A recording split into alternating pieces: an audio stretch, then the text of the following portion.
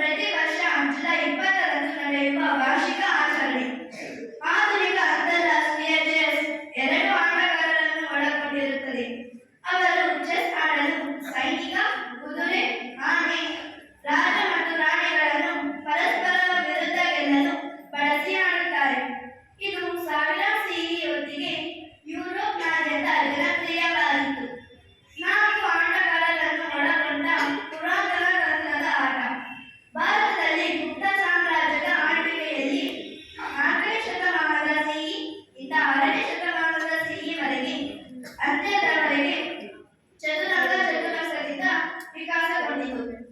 ಚತುರಂಗವು ಪುರಾತನ ಸಿಲ್ಕ್ ರಸ್ತೆಯ ಉದ್ದಕ್ಕೂ ಪಶ್ಚಿಮ ಅರಬ್ ಪ್ರದೇಶಗಳು, ಬೈಜಾಂಟಿಯಂ ಮತ್ತು ಪ್ರಪಂಚದ ಇತರ ಭಾಗಗಳಿಗೆ ಹರಡಿತು.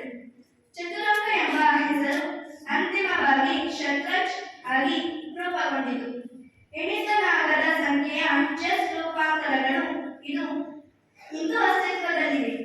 ಮಹತ್ವ: ಚತುರಂಗವು ಕೈಗೆಟುಕುವ ಆಟವಾಗಿದ್ದು, ಅದು ಚೌತಿಕ ಸಾಮರ್ಥ್ಯಗಳನ್ನು ಸುಧಾರಿಸಲು ಸಹಾಯ ಮಾಡುತ್ತದೆ ಮತ್ತು ಜನರಲ್ಲಿ ಸಹಿಷ್ಣುತೆ, ಪರಸ್ಪರ ಗೌರವ ಮತ್ತು ನ್ಯಾಯಸಮ್ಮತೆಯನ್ನು ಉತ್ತೇಜಿಸುತ್ತದೆ.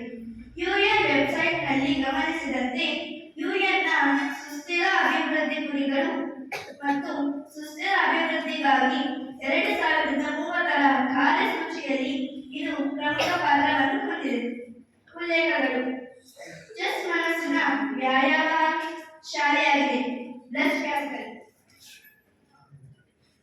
ನೀವು ದುರ್ಬಲ ಆಟಗಾರರನ್ನು